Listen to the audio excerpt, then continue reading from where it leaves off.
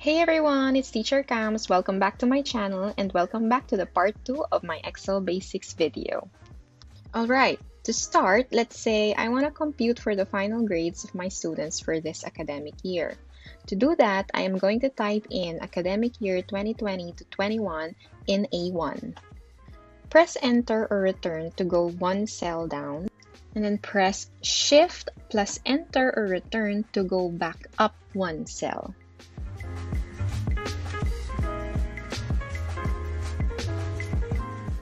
Likewise, you could press Tab to go to the right side of the spreadsheet, and then, you've guessed it, Shift plus Tab to go back to the left. So you use Shift in combination with Tab or Enter or Return to go to the opposite direction. Okay, so now let's go back to the first input data. Here you can see it looks like the words academic year 2020 to 2021 is spilling over to B1. So it looks like it's taking up two cells at once, but actually it's not the case. So if I go ahead and type something in B1, the data that's in B1 would overlay the data that is in A1. You would think that the text in A1 was cut off, but actually it's still there completely. You just couldn't see it. I'll show you how to fix that in a bit. Let me just fill out the rest of my spreadsheet with data. Then I'll show you how to make your spreadsheets aesthetically pleasing to look at and easy to understand.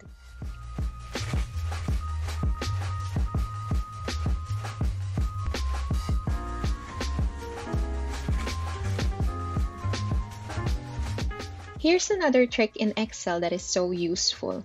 Instead of numbering your data, in this case the names of my students, type in 1 on the cell where you want to start numbering. Hover your mouse cursor over the fill handle. That's the corner square dot that you see when you click on a cell. You can see that the cursor changes into a crosshair. Click, hold, then drag it down, but before releasing your mouse, press Ctrl or Option if you're a Mac user. You can see that it displays a number. That's the number that you'll end in once you release your mouse button.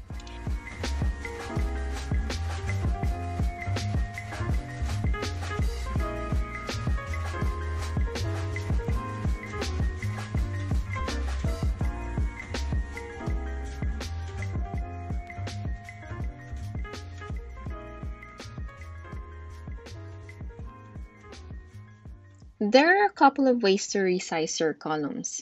First is by selecting the column, then hover your mouse over the line between each column. You'll see that the cursor changes into a two-way arrow. Hold down the mouse and drag to resize.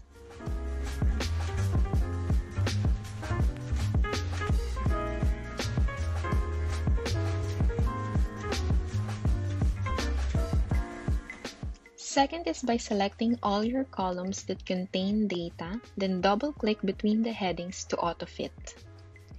You can see that columns C, D, E, and F resized according to the text they contain.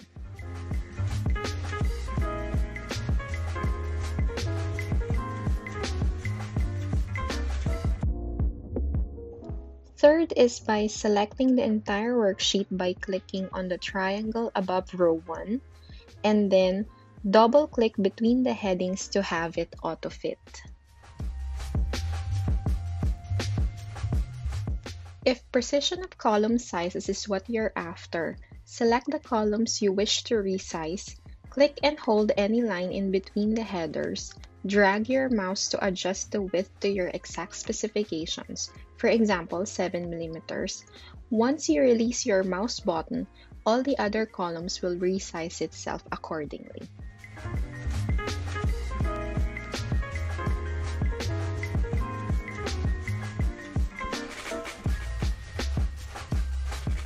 We can now proceed with the aesthetics of our spreadsheet.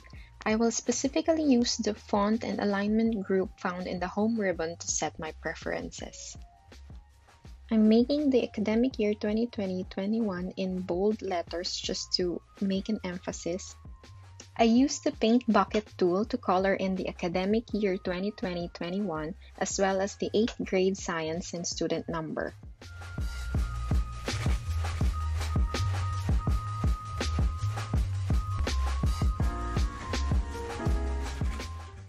By selecting the range A1 through F1 and then clicking Merge and Center, I will break down essentially all the walls in between those cells to make it one large cell.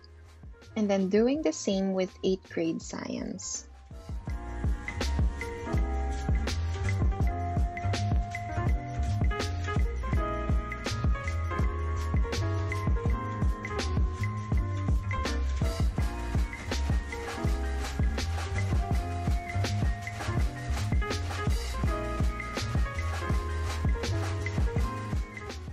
Although Excel spreadsheets are composed of rectangular cells, if you print this out, Excel doesn't print the lines as a default.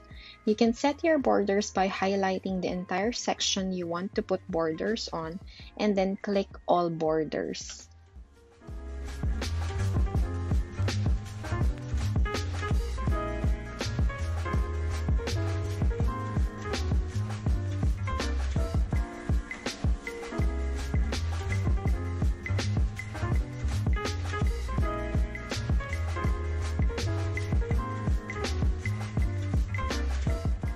You can also click Wrap Text as it displays contents on multiple lines within that cell's column width. Then just decrease the font size as needed.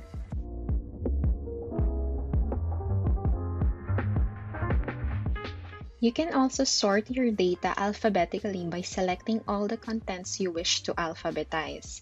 Right-click, sort A to Z, and then select Continue with current selection and then hit Sort. That was it for part 2 of my MS Excel basics. I'll see you on part 3 where I will be talking about basic formulas like averaging and ranking. Please don't forget to subscribe, like, and share. I'll catch you on the next one. Bye!